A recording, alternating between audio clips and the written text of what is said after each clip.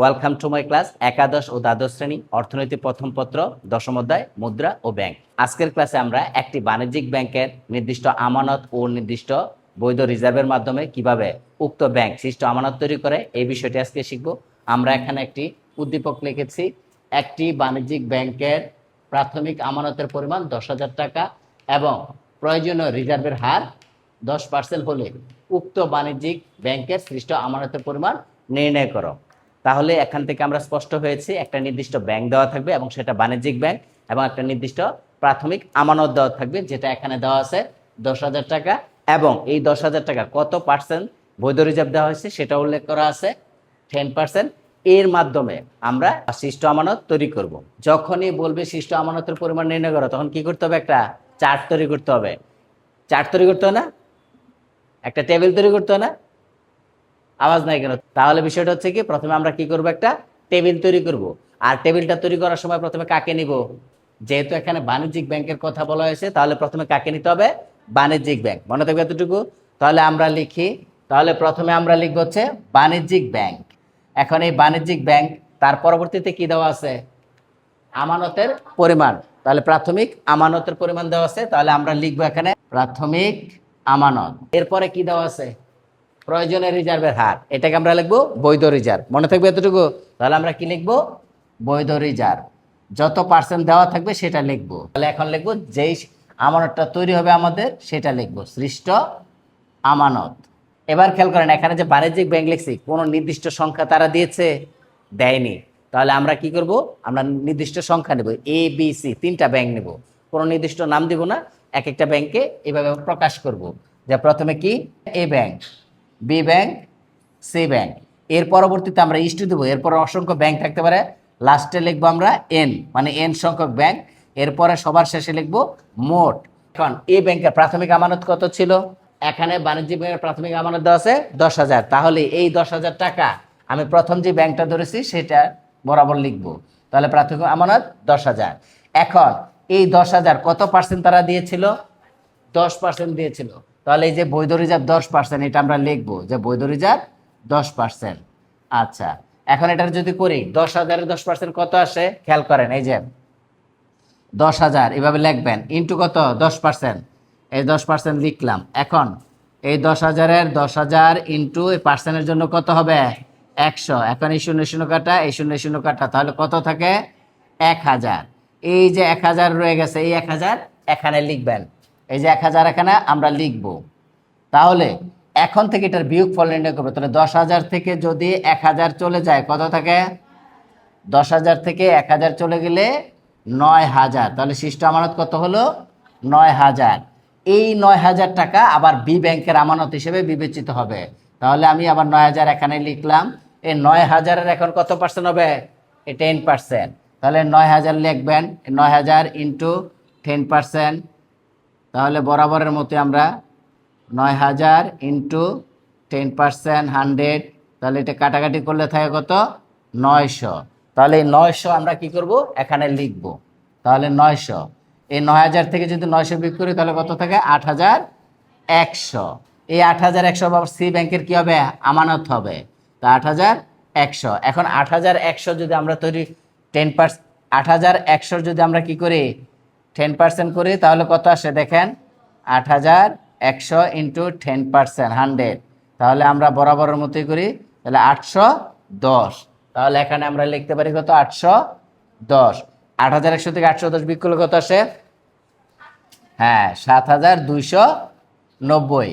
আমার তো আর কোনো ব্যাংক নাই, তাই ইস্টু যা আছে ইস্টুই দিব, বরাবর ইস্টু দিয়ে দিব। আর এই এনের জন্য আমরা কি করব? এই এনের জন্য আমরা করবো সবসময় 3টা শূন্য দিব। আমরা হাইফেনও দিতে পারি অথবা শূন্যও দিতে পারি। এখন যদি আমরা এটাকে বক্স তৈরি করি,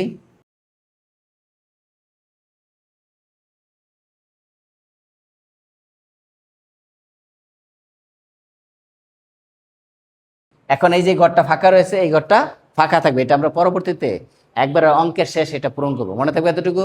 আচ্ছা, আমরা যখন এখানে টেবিল তৈরি করব, টেবিলের পর আমরা কি করব? গাণিতিক বিশ্লেষণে যাব। তাহলে আমরা প্রথমে লিখতে পারি গাণিতিক বিশ্লেষণ। গাণিতিক বিশ্লেষণ প্রথমে কি দেওয়া ছিল? প্রাথমিক আমানতের পরিমাণ। তাহলে আপনি লিখবেন প্রাথমিক আমানত কত দেওয়া ছিল? 10,000 টাকা। তারপরে কি দেওয়া ছিল? বৈধ রিজার্ভ, তাই না? হ্যাঁ, বৈধ রিজার্ভ লিখবেন। বৈধ রিজার্ভ, বৈধ রিজার্ভ কত পার্সেন্ট দেওয়া ছিল? 10%। আপনি লিখবেন। তো বৈধ রিজার্ভ 10% দেওয়া থাকলে এটা 10/100, শূন্য শূন্য কাটা 1/10। এরপরে আমরা কি একটা শব্দ ব্যবহার করব? অতিরিক্ত রিজার্ভ। গুড, অতিরিক্ত রিজার্ভ। এই অতিরিক্ত রিজার্ভটা আমরা নিচ থেকে লিখব এবং সবসময় 1 থেকে বৈধ রিজার্ভ বিয়োগ করে দিব। মনে থাকবে এতটুকু, যে সবসময় কি করব? আমরা অতিরিক্ত রিজার্ভটা লিখব নিজে থেকে এবং সম্পূর্ণ অংশ 1 ধরি আমরা। এই 1 থেকে পূর্বের যে বৈধ রিজার্ভ সেটা বিয়োগ করে দিব। তাহলে বিয়োগ করলে কত আসে? 10 একে 10 - 1/10 = 9/10। এইটা চলে আসে, তাই তো? তাহলে এই এতটুকু আমাদের মনে থাকবে যে প্রথমে কি নিব? আমরা প্রাথমিক আমানত নিব, তারপর বৈধ রিজার্ভ, এরপরে আমরা নিজে থেকে অতিরিক্ত রিজার্ভ লিখবো এবং এই অতিরিক্ত রিজার্ভ আমরা মনে মনে সম্পূর্ণ অংশ ধরবো। আর আমরা জানি সম্পূর্ণ অংশকে কি দিয়ে প্রকাশ করি? 1। তাহলে 1 থেকে যে পূর্বের যে বৈধ রিজার্ভ ছিল সেটা কি বিয়োগ করব। তাহলে এতটুকু আমরা মনে রাখতে পারবো। এরপরে আমরা লিখব এই যে সৃষ্ট আমানতের পরিমাণ, এটাকে ঋণ সৃজন বলে। আমরা তাহলে এখানে কি লিখতে পারি? সৃষ্ট আমানত। এবং এই সৃষ্ট আমানতকে ডেল্টা সি দ্বারা প্রকাশ করা, মনে থাকবে এতটুকু। অতএব সৃষ্ট আমানত বা ঋণ সৃজন লিখলে হবে সৃষ্ট আমানত। এটাকে ডেল্টা সি দিয়ে প্রকাশ করে। ডেল্টা সি = এখন এবার খেয়াল করেন, এই যে সৃষ্ট আমানত যে লিখবো, আমানত প্রথমে কত দেওয়া ছিল? 10,000। এটা আমরা টেবিলে তৈরি করেছি না? টেবিলে দেখেন প্রথমে কত? 10,000, 9,000, 8,100, পরে ইস্টু, পরে হ্যাঁ 000 দিছি, মানে এন সংখ্যক দিয়ে প্রকাশ করছি, তাই তো? তাহলে প্রথমে প্রাথমিক আমানতের পরিমাণ কত হবে? তাহলে প্রথমে আমানতের পরিমাণ হবে 10,000 প্লাস পরবর্তীতে কত ছিল? 9,000। লিখবো 9,000। পরবর্তীতে কত দেওয়া আছে? 8,100। তাহলে লিখবো 8,100 প্লাস এরপরে কত দেওয়া আছে? ইস্টু। এই ইস্টু দিলে আপনার কয়েকটা ফোঁটা দিয়ে দিবে, যে মানে প্রমাণ করে দেবো যে এটা ইস্টু অবস্থায় আছে। ইস্টু প্লাস পরে কি দেওয়া আছে? হ্যাঁ 000। তাহলে আমরা 000ই লিখবো। মানে এখানে এন সংখ্যক পদ যত থাকবে সেটা লিখবো। হাইফেন থাকলে হাইফেন, বা অসংখ্য দেওয়া থাকবে আমরা এই যেহেতু শূন্য দিয়ে প্রকাশ করেছি তাহলে শূন্য দিয়ে রাখবো, ঠিক আছে? এবার আসেন, এখন একটা জিনিস খেয়াল রাখবেন। এই নিয়মের অঙ্কে যেটা আমরা করি, যে প্রথম যে আমানতটা দেওয়া থাকবে সব জায়গায় প্রথম আমানতের পরিমাণটা নিতে হবে। এমনভাবে নিব যাতে কাটাকাটি করার পরে পরবর্তীতে আবার কি এই 9,000, 8,100 এটা স্থির থাকে। ক্লিয়ার এতটুকু? তাহলে এটা করতে হলে আমরা প্রথমে কি করব? আমরা প্রাথমিক যে আমানত আছে সেটা লিখলাম। তাহলে প্রাথমিক আমানত কত? 10,000। এর সাথে তার কোনো গুণ করতে হবে না। এর সাথে আর কিছু গুণ করতে হবে? কিছু করতে হবে না, কারণ এটা প্রাথমিক আমানতের সমান। পরবর্তীতে আবার এই 10,000 মানে প্রাথমিক আমানতের সমান আমরা নিব। 10,000 ইন্টু দিব, কাকে দিব জানেন? অতিরিক্ত রিজার্ভ যা থাকবে। অতিরিক্ত রিজার্ভ কত? 9/10 এটা দিব। ক্লিয়ার এতটুকু? সবসময় অতিরিক্ত রিজার্ভ যাই হোক। তাহলে অতিরিক্ত রিজার্ভ দেখেন 9/10। এখন এই যে এটা দেওয়া আছে, এটাকে এখন যদি আমি এটা ভেঙে দেখাই, এই যে 10,000 ইন্টু 9/10, এই শূন্য কাটা যদি হয় তাহলে 9 একে 9, তার মানে যে 9,000। তাহলে পূর্বের আমানতটা মিলে। ক্লিয়ার এতটুকু? তাহলে আমরা সবসময় অতিরিক্ত রিজার্ভ দিয়ে কি করবো? প্রাথমিক আমানত লিখে গুণ দিব। পরবর্তীতে দেখেন আবার প্লাস 10,000 ইন্টু 9/10। এবার দেখেন এখানে খেয়াল করেন, ব্রেকেট দিয়ে প্রথমবার কত? মনে মনে এটার 1 আছে, তাই না? এটার পাওয়ার কত? তাহলে হবে 2, বাড়বে 1 করে বাড়বে। মনে থাকবে এতটুকু, যে প্রথমবার পাওয়ার মনে মনে কত ছিল? 1, এখন পাওয়ার হচ্ছে 2। এটাকে যদি আমি ভাঙি তাহলে দেখেন, তাহলে 10,000 ইন্টু 9/10 পাওয়ার যদি 2 দেই তাহলে কত আসে? 10,000 ইন্টু 9 নং 81, নিচে 100, এই 2 শূন্য কাটলে 8,100 থাকে না? দেখেন বুঝতে পারছেন কিনা? সবসময় একটা জিনিস মনে রাখবেন, আমরা যখন প্রাথমিক আমানত নিচ্ছি এর পরবর্তীতে প্রাথমিক আমানতের প্রথমটা সমান নয়, তাহলে প্রথমটা লিখে ইন্টু দিব অতিরিক্ত রিজার্ভ। যেহেতু এটা প্রথম ধরছি, এটা মনে মনে পাওয়ার 1।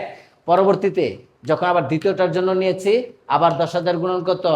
9/10 লিখব অতিরিক্ত রিজার্ভ, কিন্তু পাওয়ার হবে কত? বৃদ্ধি পাবে। আগেটা ছিল মনে মনে 1, এখন কত হবে? 2। এখানে 1 আছে দেখে লিখতে হয় নাই। ক্লিয়ার এতটুকু? আর এখানে 2 এই জন্য লিখতে হয়েছে। এবার আসেন প্লাস পরবর্তীতে কি ডট ডট দেওয়া আছে, তাহলে ডট ডটই দিব প্লাস। এবার কত? আবার 10,000, যেহেতু প্রাথমিক আমানতের সম পরিমাণ থাকবে, ইন্টু 9/10। এখন 9/10 এখানে কি লিখব? এখানে তো 2, পরে 3, 4, 5 এরকম অনেক আসতে পারে, তাহলে এখানে কি লিখব? অসংখ্য, মানে এন এন সংখ্যক বলেছি না, তাহলে এন সংখ্যক, তাহলে এন সংখ্যক থাকবে, এন সংখ্যক প্লাস ওয়ান, কারণ কি এক বাড়বে, যেহেতু যে 1 2 3 এরকম বাড়তেছে, তাহলে এন সংখ্যক দিলে এন এর পরে কি হবে, বৃদ্ধি পাবে, তাহলে এন প্লাস ওয়ান। এবার আসেন, এইটা কেন নির্ণয় করলাম, যে প্রত্যেকটার সাথেই আমরা 10,000 কেন করলাম, এই যে প্রাথমিক আমানতের সমপরিমাণ করেছি, এটার একটা কারণ আছে। কারণটা কি, যাতে আমি কমন নিতে পারি। আমরা এটা কমন নেওয়ার জন্য এটা করেছি, কিন্তু পূর্বের যে আমানতের পরিমাণ ছিল সেটার সাথে এবং মিলেছে, এই জন্যই অতিরিক্ত রিজার্ভ দিয়ে আমরা কি করবো, সবসময় প্রাথমিক আমানতের সাথে গুণ করব এবং ক্রমানুসারে বাড়তে থাকবে। এটা যদি হয় তাহলে এই ক্ষেত্রে দেখেন, আমরা যদি এখন 10,000 প্রত্যেকটা থেকে কমন নিই, তাহলে কি থাকে, এই যে 10,000 কমন নিলাম, তাহলে ব্রেকেট হয়ে গেল, এই 10,000 যে এই 10,000 কি ভাগ হবে না, এই যে আমি যে 10,000 কমন নিয়েছি, এই 10,000 দিয়ে এখন কি হবে, এই 10,000 কে ভাগ হবে, তাহলে উপরে নিচে যদি ভাগ করে কত থাকে, 1, তাহলে যে 1 লিখলাম প্লাস, এখন এই 10,000 এই 10,000 ভাগ করছি, তাহলে কি থাকে, 1 থাকে। এখন এই 1 দিয়ে যদি এটাকে গুণ করি, তাহলে 9 এটাই তো থাকবে, তাহলে 9/10ই তো থাকবে। এখন আমরা এই 10,000 দিয়ে 10,000 দিয়ে ভাগ করলাম, তাহলে কি থাকে, এখন 9/10, ব্রেকেট আছে, আপনি ব্রেকেট দিয়ে দিলেন, প্লাস এই 10,000 এই 10,000 কাটা গেল, তাহলে 9/10 square plus dot dot dot plus, আবার এই 10,000 এই 10,000 কাটা গেল, তাহলে 9/10 রয়ে গেল, n plus one second bracket, তাহলে এটা সেকেন্ড ব্রেকেট দিয়ে দিলাম। এবার আসেন, এখন যদি এখানে এরকম থাকে, তাহলে এই 10,000 10,000 থাকলো, তাহলে 10,000 10,000 থাকলো, এখানে ইন্টু অবস্থায় আছে না, তাহলে ইন্টু, এখন এই যে সংখ্যাটা আছে এটার বিপরীতে একটা কথা লেখা যায়, দেখেন, a1 plus x plus x square plus dot dot dot plus x to the power n plus one, এটা সমান লেখা যায় 1 মাইনাস এক্স, এই কথাটা লেখা যায়, মনে থাকবে এতটুকু।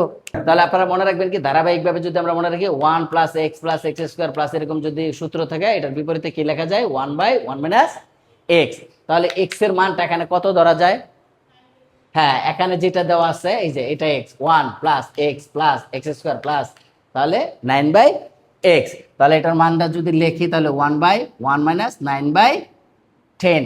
এবার যদি এটা এখানে লিখে দেই 1/1 মাইনাস 9/10, এটা যদি লিখে দিই, ব্রেকেটও দিয়ে দিলাম। এখন এই 10,000 10,000 ইন্টু গুণ করলে কত হয়, উপরের 1 1, 10 একে 10 মাইনাস 10/10, এখন এই 10,000 10,000 ইন্টু উপরের 1, 10 থেকে 9 গেলে 1, এই 10 এই 10,000 ইন্টু এই 1 এর 1 ইন্টু, তাহলে এখন 10 উপরে চলে যাবে, 1 নিচে আসবে, এই 1 1 কাটা, তাহলে 10,000 যদি 10 দিয়ে গুণ করি, তাহলে কত আসে, 1 লাখ আসে না, একক দশক শতক হাজার অযুত লক্ষ, 1 লাখ আসে না, এই 1 লক্ষ টাকা, এই 1 লক্ষ টাকা কি হয়েছে, এই 10,000 প্রাথমিক আমানত কত ছিল, 10 না, 10,000 দিয়ে কি 1 লাখ শিষ্ট আমানতের পরিমাণ হয়েছে। ক্লিয়ার এখন এতটুকু, শিষ্ট আমানতের পরিমাণ যে 1 লক্ষ টাকা হয়েছে, এই 1 লক্ষ টাকা এখন কোথায় যাবে, মোট সংখ্যা পেয়েছি না এটা আমরা, তাহলে মোটটা কোথায় যাবে, এই যে এখানে যে মোট লিখেছি, তাহলে এখানে লিখবো 2 4 5, তাহলে যে 1 লাখ টাকা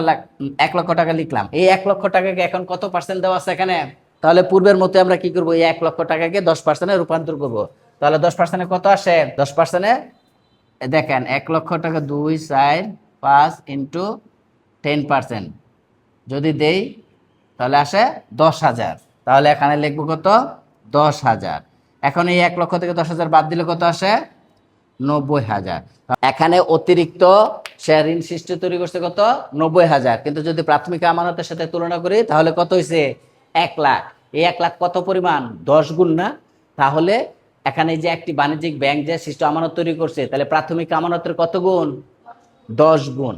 বুঝতে পারছেন, এখন এটা এখন লিখেও দিতে পারেন, অতএব বাণিজ্যিক ব্যাংকের নির্ণয় সৃষ্ট আমানতের পরিমাণ কত, 1 লক্ষ টাকা, যা প্রাথমিক আমানতের 10 গুণ, লিখে দেই, অতএব বাণিজ্যিক ব্যাংকের নির্ণয় সৃষ্ট আমানতের পরিমাণ 1 লক্ষ টাকা, যা প্রাথমিক আমানতের, যেহেতু 10,000 ছিল, এটা 10 গুণ হয়েছে, তাহলে লিখবেন 10 গুণ, বাংলায় লেখা যাবে, সংখ্যায় লেখা যাবে, তাহলে বাণিজ্যিক ব্যাংকের সৃষ্ট আমানতের পরিমাণ 1 লক্ষ টাকা, যা প্রাথমিক আমানতের 10 গুণ। বুঝাইতে পারছি আমি এতটুকু। তাহলে একটি বাণিজ্যিক ব্যাংকের প্রাথমিক আমানতের মাধ্যমে নির্দিষ্ট যদি বৈধ রিজার্ভ দেওয়া থাকে, তার মাধ্যমে আমরা কিভাবে সৃষ্ট আমানত তৈরি করতে পারি, এই বিষয়টি আজকে ক্লাসে শিখতে পারছি।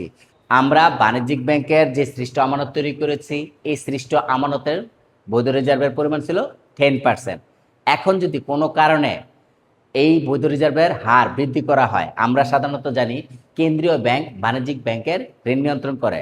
তাই এখানে আমরা একটা কথা লিখেছি, যদি কেন্দ্রীয় ব্যাংক কর্তৃক বৈধ রিজার্ভের হার বৃদ্ধি করে 20% করা হয়, তাহলে অর্থনীতিতে কিরূপ প্রভাব পড়বে ব্যাখ্যা করো। আমরা প্রথমে 10% দিয়ে সৃষ্ট আমানত তৈরি করেছি। এখন যদি সেই বৈধ রিজার্ভের হার বৃদ্ধি করে 20% করা হয়, তাহলে সৃষ্ট আমানতের পরিমাণ কত হবে এবং পরবর্তীতে সেটা অর্থনীতিতে কিরূপ প্রভাব পড়বে, এই বিষয়ে এখন আমরা আলোচনা করব। আমরা পূর্বের যে অঙ্ক করেছি ঠিক সেই নিয়মেই করব, জাস্ট 10%-এর বদলে এখানে লিখব 20%। তাহলে আমাদের যে এখানে ডায়াগ্রাম তৈরি করা হয়েছে, এখানে শুধু আমি এই ডিজিটগুলো চেঞ্জ করে 10%-এর পরিবর্তে 20%-এ যা হয় সেটা বসিয়ে দিব। যদি আমরা 10%-এর বদলে এখন কত নিব? 20%। প্রাথমিক আমানত ছিল 10,000, এই 10,000 ইন্টু কত পার্সেন্ট? 20%। যদি 20% গুণ করি তাহলে কত আসে? এই শূন্য, এই শূন্য, এই শূন্য, এই শূন্য, তাহলে 2,000। তাহলে আমরা এই 2,000 লিখবো কোথায়? হ্যাঁ, এখন প্রাথমিক আমানত কত থাকবে? 10,000। প্রাথমিক আমানত 10,000, কিন্তু এটা পার্সেন্ট 10%-এর বদলে কত হয়ে যাবে? 20%। তখন এটা কত আসবে এখানে? 2,000। তাহলে 2,000 যদি আসে, 10,000 থেকে 2,000 গেলে কত থাকে? 8,000। দেখেন আমরা সবাই বুঝতে পারছি কিনা? এই 8,000 এখন আবার বি ব্যাংকের কি হবে? আমানত হবে। এই 8,000-এর কত? 20%। তাহলে 8,000-এর 20% যদি আমি ধরি, তাহলে 8,000 ইন্টু 20%, 100, 0, 0, 0, তাহলে 8 দুগুণে কত? 16। তাহলে কত আসলো? 1600, 1,600। তাহলে লেখেন 1,600। 8,000 থেকে 1,600 বাদ দিলে কত থাকে বলেন তো? লিখলাম 6,400।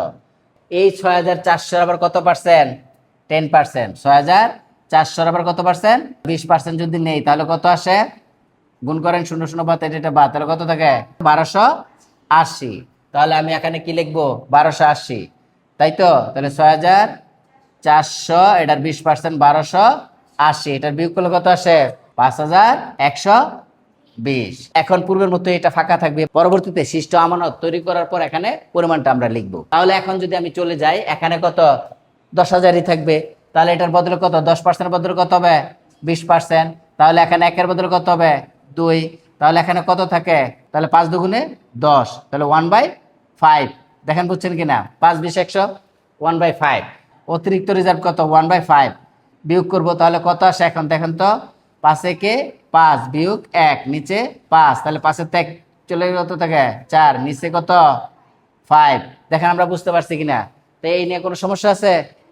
এখন এখন এই যে এখানে যেগুলা ছিল এগুলা পরিবর্তন হয়ে যাবে। পরিবর্তন হয়ে কি হবে? এখানে যদি আমরা পরিবর্তন হয়, 10,000 ঠিকই থাকবে। 10,000-এর পরে কত আসবে এখানে? এইটা পরিবর্তন হবে, এইটা পরিবর্তন হবে। তাহলে এখানে 10,000 পরে কত আসবে? প্রাথমিক আমানত কত ছিল? 8,000, 6,400। তাহলে এখানে লিখবো 8,000 আর কত? 6,400 লিখলাম, শেষ। এখন সেম নিয়মে এই যে 10,000 রাখার জন্য এখানে 10,000 থাকবে, এখানে কত থাকবে? এই 9/10 না হয়ে কি হবে? 4/5। তাহলে এই যে এখানে আমরা লিখবো 4/5, সেম নিয়ম। এখন যদি এটা কাটাকাটি করি, দেখেন কত হয়? এই যে 10,000 ইন্টু 4/5, তাহলে এই যে দেখেন এখন কত আসে? এখানে 5, 5 দুগুণে 10, এই 2 দিয়ে গুণ করলে কত আসে? 2,000, আর 4 দুগুণে 8, তাহলে 8,000। মিলছে? এখন ঠিক সেম নিয়মে তাহলে এখানে কি হয়ে যাবে? 4/5। এখানে 4/5 সেম। এটাকে যদি আমরা ভগ্নাংশ করি, পূর্বের মতো 6,400 আসবে। ঠিক সেম নিয়মে এখানে হবে কত? 4/5। তাহলে 4/5 যদি আমরা এখানে লিখি, সেম। তো এই যে কমন নিলাম 4/5, এগুলো সব পরিবর্তন হয়ে যাবে 4/5। এটাও পরিবর্তন হবে 4/5, এটাও পরিবর্তন হবে 4/5। আমরা জাস্ট পরিবর্তন দেখাচ্ছি। এখানেও পরিবর্তন হয়ে যাবে 4/5। তাহলে এখানে কি হবে? যেহেতু 5 আছে, 5 - 4, তাহলে এখানে কি হবে? 5। তাহলে ভাগ করি এখন, তাহলে এখানে 1 থাকে, ঠিক আছে, গুণ করলে এটা কত হয়ে যায়? 5। এটাকে যদি উল্টাই দেই তাহলে উপরে থাকে 5, একে একাটা 5 একে 5, 1 2 3 4, 1 2 3 4, তাহলে কত হইলো? 50,000। দেখেন বুঝছেন কিনা? যদি এটা করি তাহলে কত আসে? 50,000। এই যে 50,000 বের হয়েছে এখন, তো এই 50,000 কি পূর্বের তুলনায় কম না বেশি? কম। তাহলে এখানে পূর্বে ছিল কত? 1 লাখ, এখানে এখন কত হবে? 50,000। এই 50,000-এর কত পার্সেন্ট? 20%। তাহলে 50,000-এর 20% কত আসে?